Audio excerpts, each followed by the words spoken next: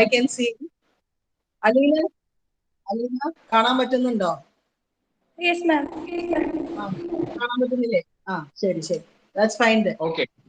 Okay then. Then I'll wait for the green signal. Yeah. Okay. Thank you.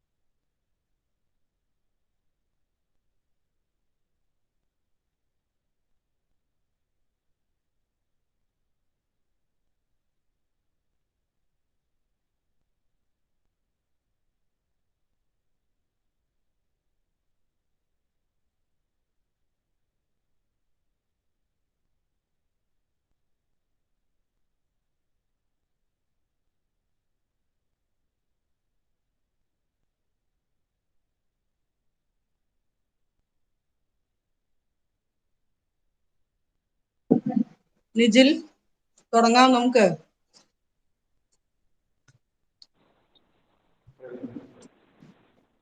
Aleena, Okay. തുടങ്ങാലോ? Nijil അവിടെ ഇല്ലേ? Yes, ma'am. Just a second. തുടങ്ങാം നമുക്ക്.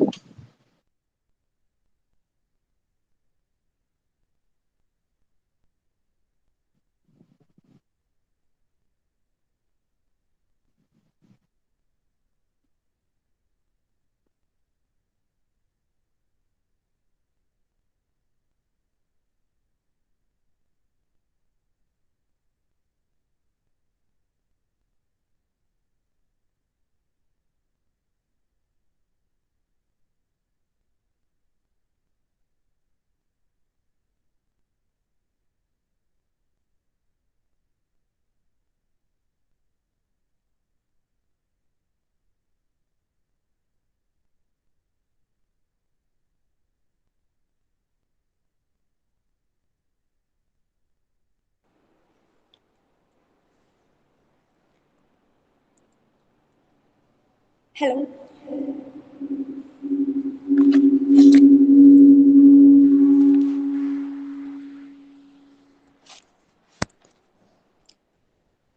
let me start. Start. A warm good afternoon to one and all present here. Today, we all gathered here for the invited lecture series conducted by Department of Economics, Sacred Heart College, Chalakudy. I'm extremely delighted to offer a hearty welcome to everyone gathered over here.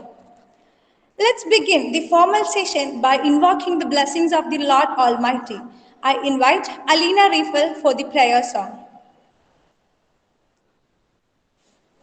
ഈശ്വര കൈകൂപ്പി നിൽപ്പു ഞാൻ നിൻ മുന്നിൽ ഈരനണിഞ്ഞ മിഴികളോടെ കാരുണ്യമെന്നിൽ ചൊരിയണേ ഭൂവിന് കാരണമായുള്ള തമ്പുരാനേ അച്ഛനും അമ്മയും എന്തു പറഞ്ഞാലും അക്ഷരം തെറ്റാതനുസരിച്ചും ഉള്ളിൽ വെളിച്ചം പകരും ഗുരുവിനെ ഉന്മയിൽ സ്നേഹിച്ചും ആദരിച്ചും.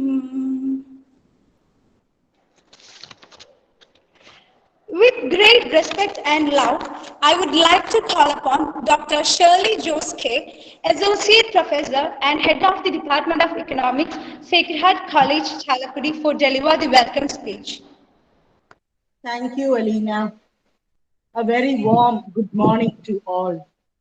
Esteemed speaker for today, Mr. Jacob Tekekara, Reverend Sister Ritty Paul, former HOD and Principal of Sacred Heart College, Sister Princey Anto, the Vice Principal of our college, the Head of the Department of Chemistry, Dr. Santosh Paul, Assistant Professor in the Department of Physics, Ms. Fancy, my colleagues, and dear students. It is my great pleasure to welcome all of you to the annual lecture series in honor of Reverend Sister Ritty Paul. Reverend Sister Ritty Paul, our former HOD and principal, has always been a mother figure and an encouragement to all of us during her tenure at Sacred Heart College. The Department of Economics has been organizing this lecture series every year except for the last 2 pandemic years. In fact, we were planning to celebrate this on December 5th, which is World Economics Day, but since 5th was a Sunday, we planned it for today. The Sustainable Development Goals, as we all know, are a collection of 17 interlinked global goals, which are designed to be a blueprint to achieve a better and more sustainable future for all. 2 of the Sustainable Development Goals are affordable and green energy and climate action. Today, we are indeed delighted to have a young, dynamic, and passionate resource person whom I always like to call the man of the future. Mr. Jacob Tekekara, our resource person for today, is a soft-spoken person with an ever-smiling countenance. I met Jacob when I joined the Toastmasters Club. In addition to being an extremely gifted speaker, Jacob is the co-founder and CEO of Sugra Mobility Private Limited, which is a firm into sustainable mobility solutions. His company designs and builds solar, electric, and biohybrid eco-friendly vehicles that help people achieve net carbon zero goals. Jacob has also served as the co-founder and CTO of PI Beam Labs, which designs and builds pedal-assisted electric three-wheelers and electric two-wheelers. And he has also served as assistant manager of Mahindra and Mahindra Limited. Jacob Tekekara is a Master of Science in Aerospace Engineering from IIT Madras and a Bachelor of Technology in Mechanical Engineering from St. Joseph's College of Engineering and Technology, Palai. On behalf of the Department of Economics and on behalf of Sacred Heart College, I extend a very warm welcome to Mr. Jacob Tekekara. I also welcome Reverend Sister Ritty Paul, former HOD and principal, who has always shown enthusiasm for all the activities conducted by the Department of Economics, Sacred Heart College. Dear sister, we welcome you all to this annual lecture series, which is organized in your honor. I cordially welcome Reverend Dr. Sister Princey Anto, Vice Principal of Sacred Heart College, who readily agreed to deliver the presidential address in the absence of our principal. Welcome, sister. Let me also welcome my beloved colleagues, Dr. Santosh Paul, the head of the Department of Chemistry, and Miss Pensy, Assistant Professor in the Department of Physics, both of whom will be offering their felicitations today. In fact, we have the UG and PG students of both these departments attending this talk. Welcome to both of you. A heartwarming welcome to my colleague, Mr. Nigel Jacoby, Assistant Professor in the Department of Economics, who is a strong pillar of support to the department and who will be proposing the vote of thanks. I also wholeheartedly welcome my other colleagues in the department, Ms. Ginny Thomas and Ms. Anju PB, who have always provided their unstinted cooperation to all the activities organized by the department. Finally, I welcome all my dear students from the departments of economics, physics, and chemistry to this invited lecture. I'm sure that this talk will be extremely useful for all of us. Welcoming all once again. Thank you. Thank you, ma'am, and I also welcome you to this function. It's my pleasure to invite Dr. Sister Princey Anto, Honorable Vice Principal of our college, for the presidential address.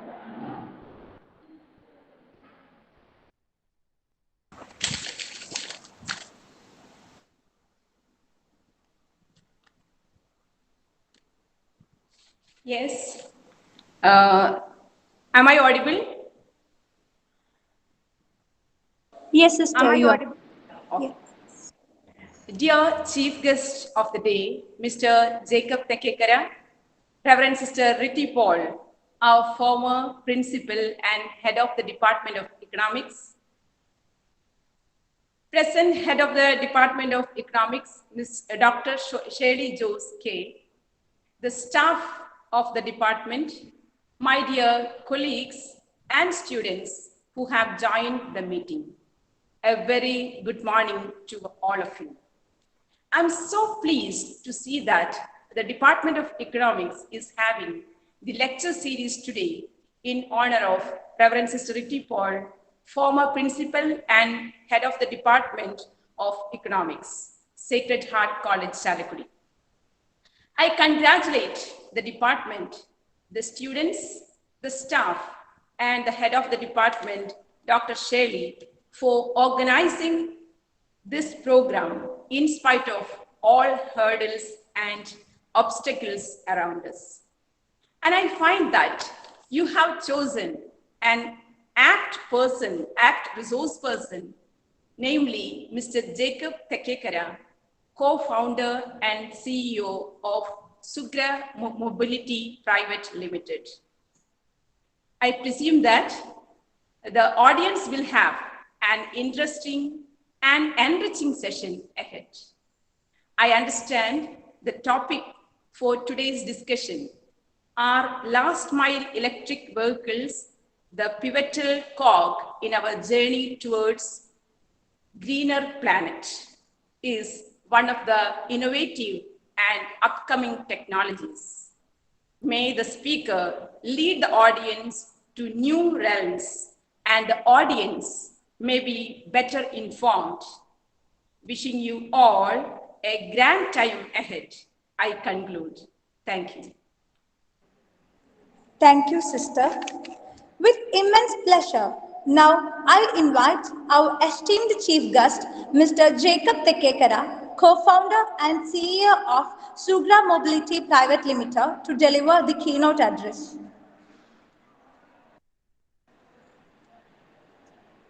A warm good morning to everyone. I would like to thank Ms. Alina, Reverend Principal, and Professor Shirley Jose for the benevolent and warm welcome extended to me. I am grateful to this honor that is bestowed on me to deliver a talk for the invited lecture series in honor of Reverend Sister Ritty. I'll be speaking on a topic which is very close to my heart and on which I have spent more than 7 years, and one on which I have pinned my future as well.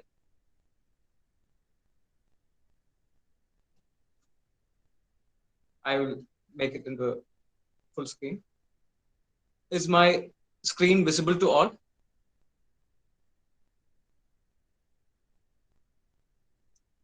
Yes, sir. The topic for the day is, are last mile electric vehicles the pivotal cog in our journey towards greener planet? The one on which I have pinned my hope for the future is greener planet and electric vehicles. My journey started in 2015 as a co-founder of Beam Labs, wherein I was working on electric vehicles. And moving forward from Beam, now I am CEO and co-founder of Sugra Mobility, which is still into electric vehicles. And I strongly believe electric vehicles are the future to solve the problems that we have generated due to pollution. A poignant image caught my attention a couple of days back. It was a picture of City of Light, Paris. One, the actual picture. The other is an imaginary picture imagined by The Guardian, the newspaper, which says that the image of Paris, if it had the number of new vehicles as Mumbai has, if Paris has as many new vehicles as Mumbai has every year, this is how Paris would look like on the right. And luckily for us, it doesn't look like that. It looks like the one on the left, which is beautiful, the city of love, light, which has initiated the enlightenment for the mankind. So the question comes, is wealth generation, is having better way of standard of life the ultimate goal of humanity, or is it the reason why we are going behind, the reason behind we are destroying the planet which we live in? And as we delve into that topic, before that I would like to have a small introduction, or the small work, a small introduction of the work that I have been doing so far. Let me have a quick word about Sugra Mobility Private Limited. The vision of Sugra Mobility is to be a leader in offering cutting-edge sustainable mobility solutions. And the mission is to design and manufacture world-class solar electric pedal-assisted three-wheelers for sustainable last-mile mobility. Let me have a brief intro of what is last-mile connectivity. Now, last mile means, say you travel to a place, you want to travel from A to C. Most of the time in current scenario, you might take your personal vehicles and travel from A and straight to C, or A to B, straight to B. But in an ideal scenario, how we should travel is like, we should travel to the next public transport system, take the public transport and get down at the stop where close to your final location, and then move to the location B or C, wherever you want to go. Now, how do you get from A to the public transport? That is, what do you mean by last mile connectivity? So it could be autos, it could be rickshaws, it could be anything, but something which you don't own generally, but which is on for hire. The benefit of such a system is clearly shown in the picture before, wherein which in Paris, if you had so many personal vehicles, you would have to build so many roads, and building roads will not solve your traffic problem. Building new roads will only generate an opportunity to buy more and more new vehicles, and then the roads again would get clogged. Again, you have to build bigger roads, and the whole place get destroyed. And more roads means more vehicles, and more vehicles means more pollution. So that's why we need to focus on last mile. wherein which how you get to the public transport. And again, that last mile cannot be a very polluting last mile. You cannot rely on that autos that give out a lot of pollution. It will all contribute to the overall pollution that is being generated. So we need to focus on electric last mile connectivity. So that is what Sugra Mobility, the company that has been registered in September 2021, but we, my friends, four of us, have been working for the past 1 year on, and that is in developing a pedal-assisted electric three-wheeler. Prior to that, I worked in Mahindra Rice, which is Mahindra and Mahindra, as an automotive engineer. There, I was responsible for various vehicle level development and validation, when which a new product is designed, and then you test that vehicle to ensure that that is good for road, whether we can give it to the customers in the right performance and durability window. After Mahindra, I started another company called Pibeam Labs Private Limited, that was also into electric last mile connectivity. It is incubated at IIT Madras Incubation Cell. The company is doing well. It has shifted recently to Bangalore. I'm still part of it as a shareholder, but Pibeam Labs have moved on to electric two-wheelers currently, and Sugra Mobility is focusing on electric three-wheelers. So let us get back to the topic. Recently, I heard a valid point which actually shook me to the core. It stated that humanity would be the only race, only species, maybe in the whole universe, which might get destroyed because of its intelligence. I'll take a pause. Think about it. We might be the only species in the entire universe that is going to be eliminated because of our intelligence. Isn't it true? It's a sad truth. When you look around, all the problems that we see seems to be created by us. The recent floods, the climate change, the pollution, radiation, everything is our creation, is our own. In our quest to grow, to develop, to ease our life, we have, in a way, made things very difficult for us. We have kind of made a big mess. Now it is upon us, the younger generation, even the older generation, everyone, us as a humanity, to get our act together, focus, and disruptively make change things for good, make things better. How to make our planet a greener planet, a safer place, how to ensure that life on this planet is sustainable. So that onus is on us and everyone. It is not just the scientific community. It is not just one particular community. It is as a humanity we have to work, because if you look at how things have come so far, is because of contribution from every people, each and every person. Because when you buy that extra thing which we don't need, we are creating a market demand. When we are taking that trip which could have been uh, executed in a more greener way, we are contributing. When we are buying out a lot of plastic stuff and throwing it out in the open, we are also contributing. So as a humanity, it is time for us to think. Maybe we can not be so much stressed about that topic, and maybe we can just think about how EV is going to contribute right now. So today morning I was wondering, actually I have a kid who's 3 year old, and he generally wakes up in the middle of the night if it's very hot. For the past 1-2 months it was very comfortable. When he wakes up, it's a hurdle for me, because I have to take him and ensure that he sleeps properly, and then I put him back to bed. Today he woke up, and I felt that it was because it was hot. The night was not that cold, and it is December night, and very surprisingly it is hot. And I'm sure you all would be wondering, why is it hot in December? So the global warming, the climate change is a present and real danger. And as Keralites, we have been facing its wrath for a very long time now. For the past 3-4 years, we have been, experiencing various kind of floods. Every August, September, me being in Alua is always in a tense situation. Should we move out stuff from my place and move to a safer ground or not? So these, even though seems immediate to us, has been because of a gradual change in environment. If you look at this particular slide, which is a data by Earth Observatory, NASA's Earth Observatory site, it says that the global temperature has been rising steadily for the past 100 years. For the past 100 years, it has been steadily rising. And guess what?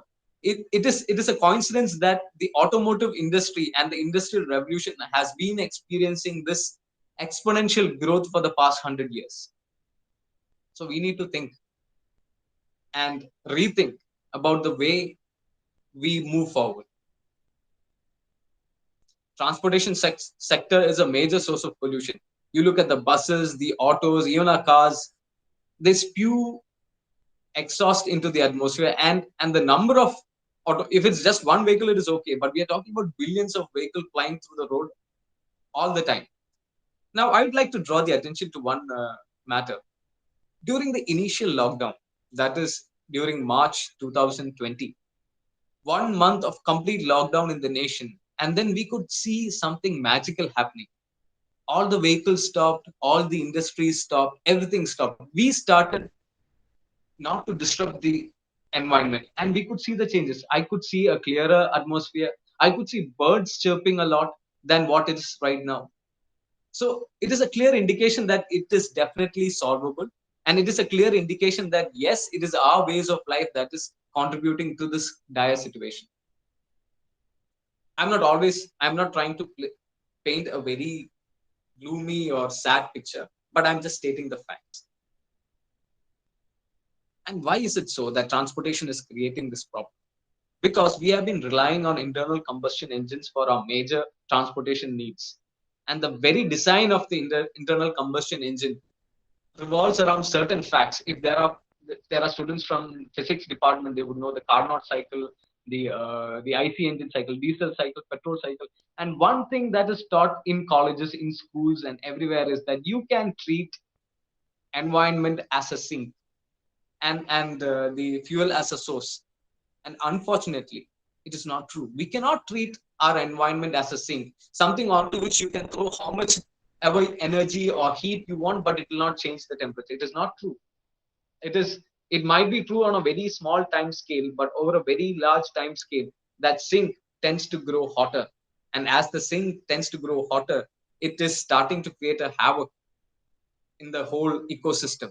So we cannot afford to treat it like a sink where you can throw whatever you want to. However, things are looking good.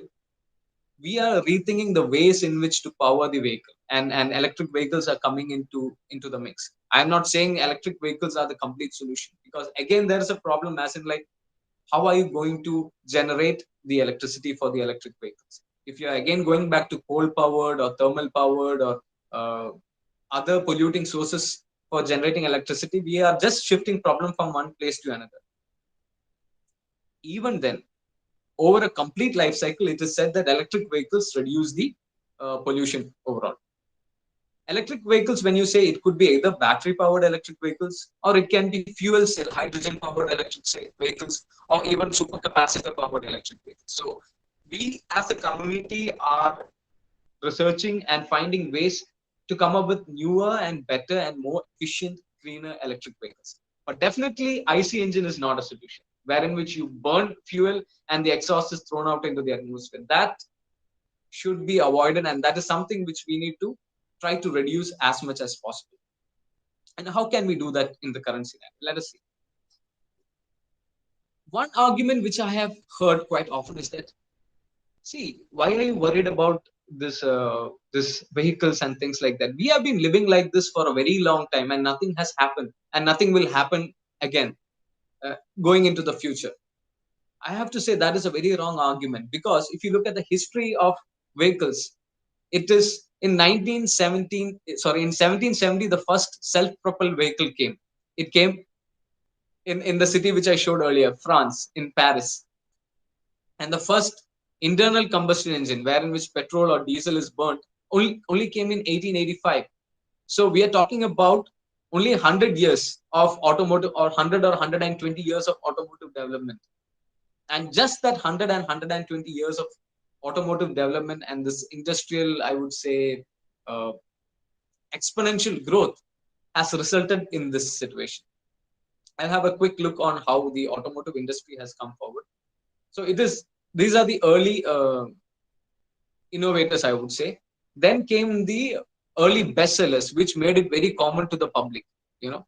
And it is our need for transportation and things that, spurred the growth, and which is only natural, and it will continue. It has to be there. It is a automotive industry is very crucial for the growth as a community, but all we need to see is how we can do it more efficiently. This Ford Model T came out in 1908, which is the best seller at that time. Then came Volkswagen Beetle in 1938, again a bestseller. With these both cars sold in millions, it became more accessible to the people. And what we need to keep in mind is, like, when things become more accessible to the millions and billions, then the problem also get multiplied by the millions and billions. So it is very important that we give this millions and billions of people the right product. So this picture is very fascinating. This big truck is actually carrying lace, which is a very lightweight cargo, but it has a huge space. It consumes a huge space. So can we optimize? Can we rethink the way in which this lace packets or things are being transported, especially those things which are not very heavy and which doesn't need huge payload requirements. So that is where this last mile vehicles and especially pedal assisted electric vehicles come into picture.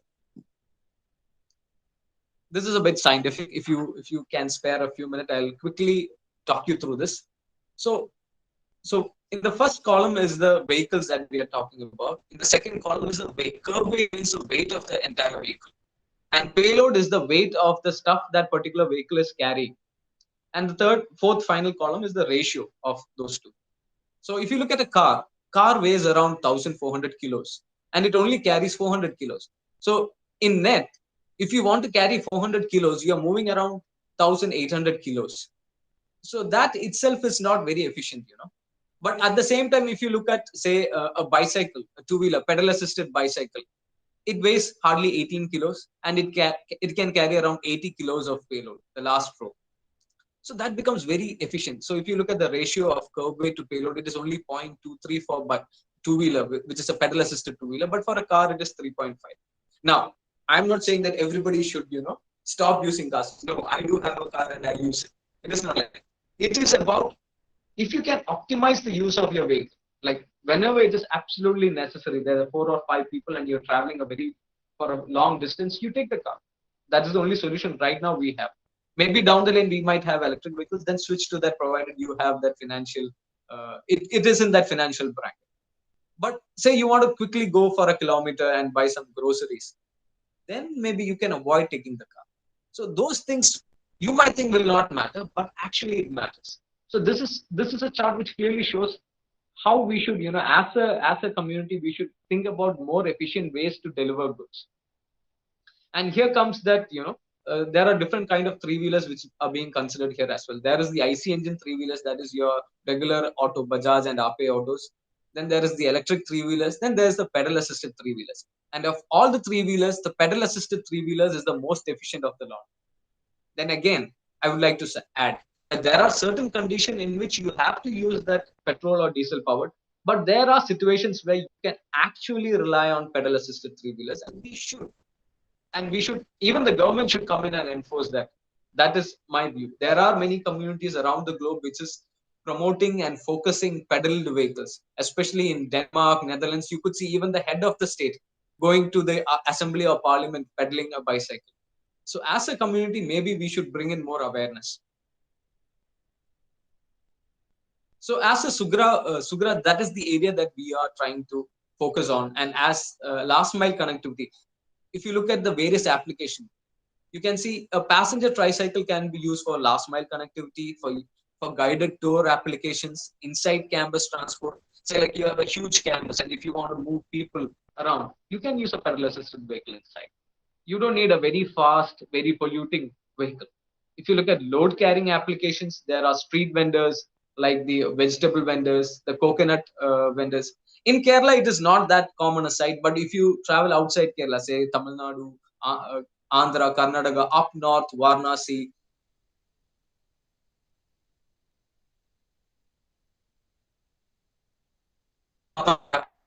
National Capital Region, NCR, you can see a lot of rickshaws, a lot of street vendors use it. Inside warehouse, you can use that. for goods transport. It could be water can delivery, it could be gas cylinder delivery, it could be general purpose deliveries. And when you have a huge factory where you have maintenance crew that has to travel, say, like, half a kilometer, one location to the other, they can use trucks in which they carry the toolboxes um, and service the various machines out there.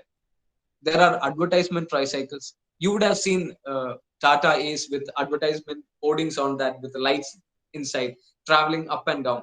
It travels at a very slow speed, and that is not the speed that particular vehicle is designed for. So such applications can definitely shift to a pedal assisted tricycle platform. Then there is waste management.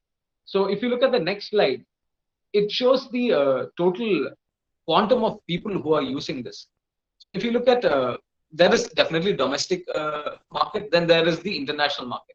If you look at the domestic market, then there is the private workspace, then there is public workspace. But by private workspace, what I mean is enclosed area where you are not using a public road. If you want to use public road, you need certain approvals and certain kind of regulatory requirements have to be satisfied before you travel on road.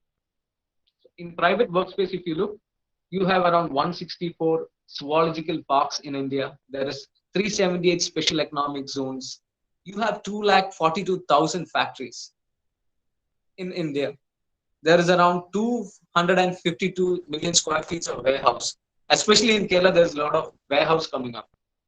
And 3,700 urban local bodies. Urban local bodies, these are, I mean, the municipalities and corporations.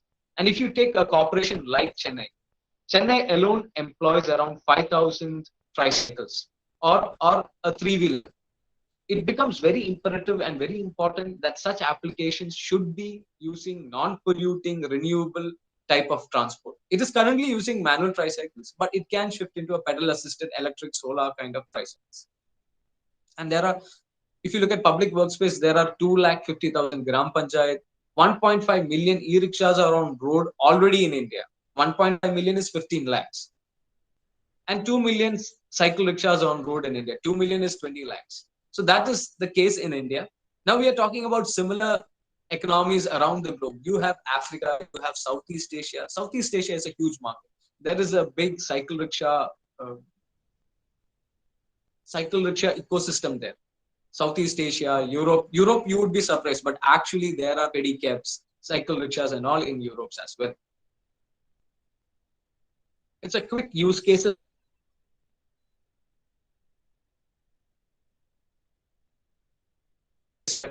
Three-wheelers. As I pointed out earlier, it could be gas cylinder transport or material transport inside warehouses, ice cream carts, garbage collection as well, and many more. It all depends upon our imagination. Every time I meet somebody, people come up with different use cases for this. Interestingly, recently when I went to the guy over there, he came and told me, like, I told him this is what I do and this is what I make. The next time when I went there to the rice mill, he told me, I have an idea. You sell me 2 of the rickshaws. What I'll do is, like, I'll convert it into a very attractive passenger carrying tricycle, which will transport the newlyweds from church to the hall or to their house, which is nearby. I found it very interesting. So it all depends upon the innovative ways you can, market it or find a use case for this kind of vehicles. And all these replace a traditionally polluting mode of transport to a non-polluting renewable kind of transport. And it all makes the difference. Makes a difference. The benefit of a pedal assisted three-wheeler in the last mile connectivity is the fact that you can pedal it. So in case if there is a range anxiety, you don't have to worry. One of the major problems of electric vehicles is range anxiety. Will it travel the distance? So in case you are down on battery, you can actually pedal and move the vehicle. But pedaling is not that hard because there is already a motor. There's a battery pack. So pedaling becomes much easier. It can be pedaled only in that extreme circumstances where the motor needs help. So the whole effort that is needed for pedaling is reduced drastically. It can be powered by sun. So if you have a solar powered pedal assisted vehicle, then you don't have to worry about the charging infrastructure that is needed. Now you might wonder, why can't you put a solar panel on cars or solar panel on other vehicles? Actually, the current technological situation that we are in, it doesn't make sense to have a solar panel on top of a car. Let me explain to you. The roof area of a vehicle is limited. You can hardly have 1 meter square or say 2 meter square of area. And the solar power generated in such a small area is not sufficient enough to power a car or a regular three wheeler. It only makes sense if it is a pedal assisted three wheeler, because with a 250 watts panel or say like a 350 watts panel, that's a max that you can get with such roof area. You can actually charge a pedal assisted vehicle to 30 to 40%, which makes sense. But if it is a car, it is hardly even 5%. So it doesn't make sense to carry so much weight and travel around. So if you want to shift to a solar powered transport, you should have a pedal assisted, given the current level of technology. Maybe if you have a very efficient, we know that the efficiency of solar panels is only around 14 to 15 or 18%, max 20%. If you can improve it to 50 or above, then maybe yes. But till then, this is the way in which you can have a solar powered vehicle. Now, what is pedal assist? I've been saying pedal assist for a long time. So, pedal assist is, as you can see here, there is a pedal and a chain and a drive, which is a manual drive. You can pedal and move the vehicle. Also, there is a motor and a motor controller. What it does is like, it senses how much pedaling input you have given at the pedal. And what it will do is like, the motor will also work in tandem with the pedaling. So, what it generally does is it reduce the effort needed for pedaling. Not only the effort that is needed for pedaling, at certain instances, if you doesn't want to pedal, you want to just move with the motor power alone, you can do it as well. So that is basically a pedal assist system. So in Sugira Mobility, that is what we are trying to work on. We have different type of vehicle, which is a pure pedal vehicle. Then we have pedal assisted vehicle as well. Maybe down the lane, we will have only electric vehicles, and we will have pure electric vehicles as well. When I said it is used both in developing and developed nations, I meant what I said. See, if you look at the vehicle on the left, it is a delivery vehicle in USA. It's a delivery done by UPS. So they are trying out the system and successfully trying doing so. They have increased the number of vehicles, the size of that. Even DHL uses a pedal assisted vehicle for delivery in Europe as well. And also there are pedicabs which is used to transport people. In certain areas, in certain towns, certain cities, no internal combustion engine vehicles are allowed. You can only enter that place using a bicycle or a pedal vehicle to ensure to protect the nature and to protect that pristine beauty of that particular city. So even in developed nations as well as in developing nations, we have pedal assisted last mile connectivity vehicles. There are certain hurdles in this faster adoption of electric vehicles, I would say. One is regulatory. Being in this field for the past 7 years, what I see is that absolutely there is no clarity. I will not, okay, that is too strong a word. The clarity is lacking a bit for a pedal assisted vehicle in this particular category, because it says if you are a purely pedal, that is only a cycle rickshaw or a cycle, there is no regulation. But if you have a three wheeler which has both pedaling as well as motor, that area is still very sketchy. So what people generally do is they treat it as an electric rickshaw and try to meet the regulatory norms that are there for the electric rickshaw. And also the testing infrastructure. As a startup, when you build vehicles, you need to test it. So that infrastructure is not yet fully developed. So what we generally do is like we test it in house. In house, we have certain test procedures. We test the vehicle to ensure that the vehicle with the correct quality and correct standard goes out to the customer. And yes, charging infrastructure is developing, is coming up in the country. It is not yet optimum where in which you can take a vehicle, electric vehicle, and go all the way to say 600 kilometers, like a Chennai travel to Chennai, where in which you have seamless charging points in between. No, it is not like that. You have to plan it very delicately and very precisely to the point, to the minute, to ensure so as to reach, say, like 600 to 700 kilometers. Mindset of the society has to change. Overall, in Kerala, if you look at, whenever I have pitched this idea of pedal assisted vehicle, people would think, are you sure about this? Because I have not seen so many, pedal the tricycles in the state. And it is a fact that, in Kerala, tricycles are not a big player. But recently with the influx of people from other states, who are taking up jobs here, especially the migrant labor force, they have no qualms in using tricycles or pedal assisted tricycles in going about their chores. Because I see a lot of scrap dealers using tricycles these days. Slowly and slowly, I'm sure it will percolate into other aspects as well. So we are actually betting on that aspect when it comes to the market inside Kerala. But outside Kerala, it is already developed. It is there. And the supply base within country needs development, especially battery packs and all are coming from other countries, especially China, Taiwan, and all. It has more to do with lithium ion and rare earth metals, which is for which we don't have a huge, I would say, source or resource. We have to rely on other nations. But other aspects like building a battery pack, the chargers, the charging infrastructure, and all, slowly and slowly the country is moving and inching towards a fully electric transportation mode.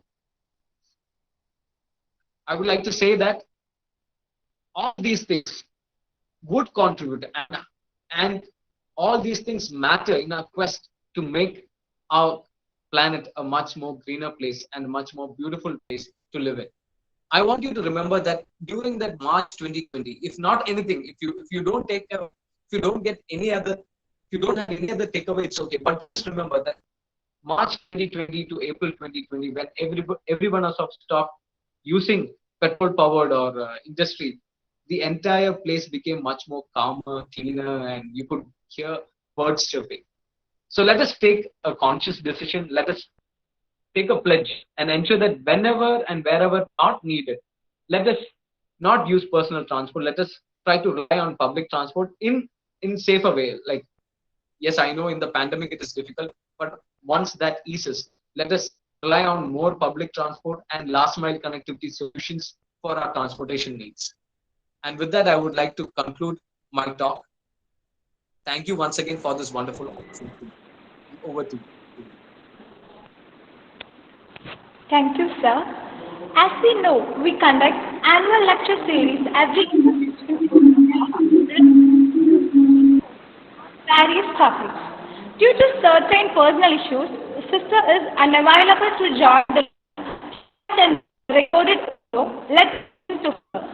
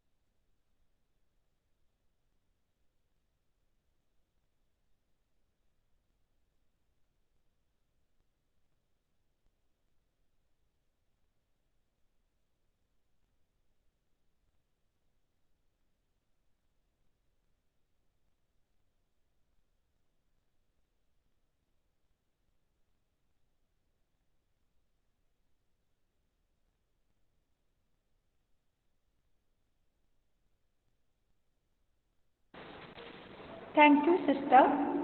To felicitate the gathering, I invite Dr. Santosh Paul, Assistant Professor and Head of the Department of Chemistry.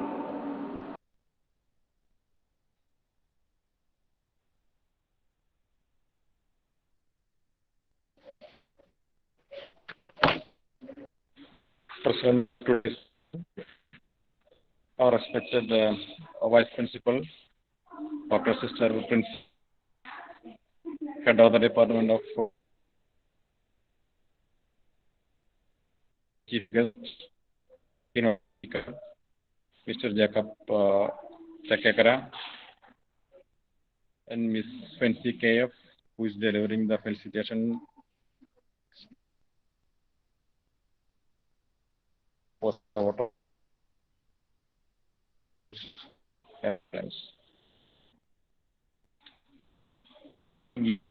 Pleasure to attend today's function, which is actually intended to honor our former principal and head of the Department of Economics, Sister Ritty. And when I was listening to today's talk by Mr. Jacob Tekekara, it was an excellent talk and also an awareness talk class. In fact, students may be recollecting the ideas of our last week program, which we have conducted, Go Electric campaign in our college. And today's speech was, of course, an extension of last week's program. And I expect the students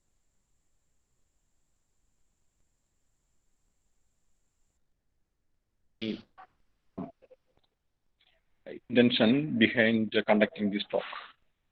So we are all know that fossil fuels presently used to run motor vehicles are usually making the pollution, particularly they are emitting fuel.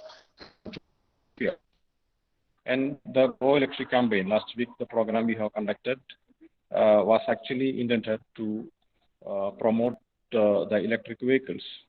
And Mr. Jacob Tekekara was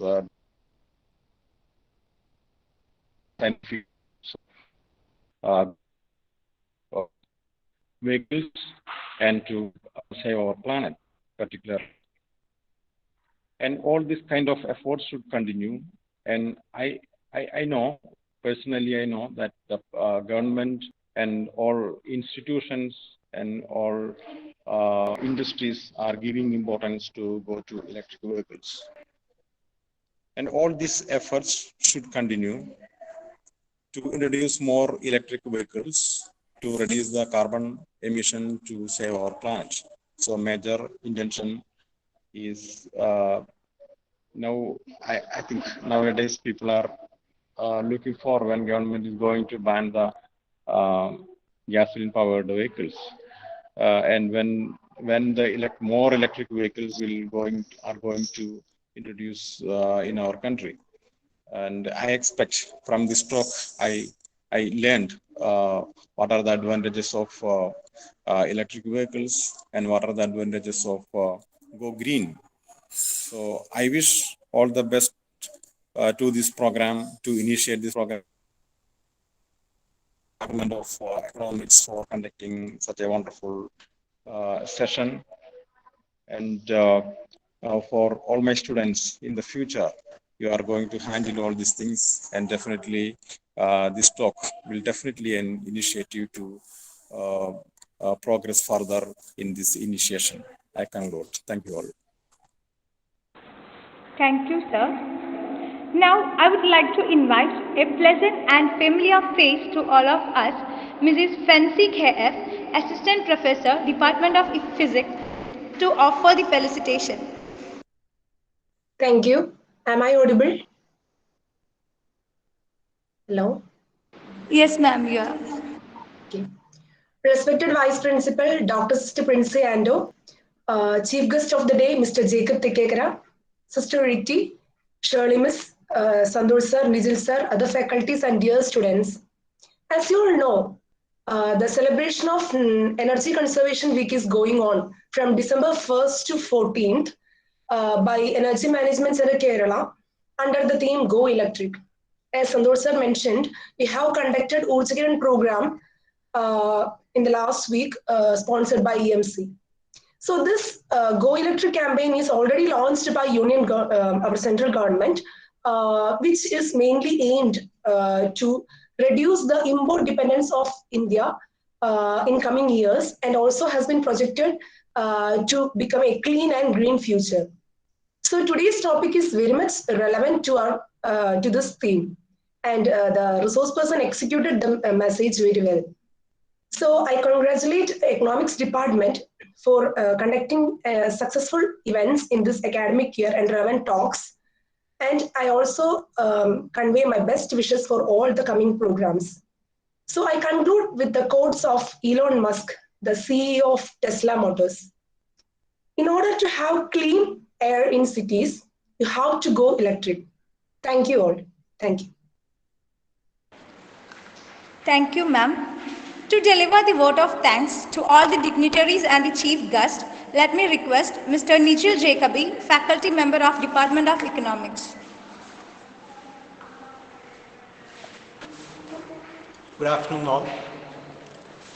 Reverend Sister Ritty, former principal and head of the Department of Economics, Dr. Sister Prince Ando, vice principal of our college, who presided the function, Dr. Shirley Jose K, head of the Department of Economics, who welcomed the gathering, Mr. Jacob Tekegara, co-founder and CEO, Sugra Mobility Private Limited, our chief guest, Dr. Santosh Paul, head of the Department of Chemistry, Ms. Fancy K, assistant professor, Department of Physics, students from the Department of Physics, Chemistry, Economics, and my dear colleagues. I'm here to give the formal vote of thanks. So first of all, it's a great esteem to thank Reverend Sister Ritty Paul, former principal and head of the Department of Economics, whom in honor we conduct this Untitled lecture series every year. She was there in the beginning of the program, and thank you, sister, for your presence and support. I express my sincere thanks to Dr. Sister Prince Ando, vice principal of our college, who presided the gathering, and thank you, sister, for your valuable words. Next, I would like to thank Dr. Shirley Jose K, head of the Department of Economics, who is the master brain behind this invited lecture series in honor of Reverend Sister Ritty Paul. I thank you, ma'am, for all your efforts to make our activities alive. I'm so pleased to thank Mr. Jacob Tekegara, co-founder and CEO, Sugra Mobility Private Limited, our chief guest. When Shirley ma'am approached him for this invited lecture, he readily agreed and accepted our invitation. Thank you, sir, for your enlightening words on the topic, Are last mile electric vehicles the pivotal cog in our journey towards a greener planet? Thank you, sir. It was indeed a relevant topic and a superb presentation.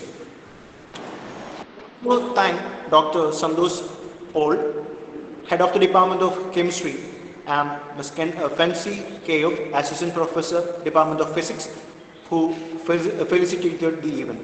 Thank you, sir, and thank you, ma'am. I would like to thank all the students from the Department of Physics, Chemistry, and Economics. Without you, the event will not be a meaningful one. Thank you all for joining, and once again, thank you all. Thank you.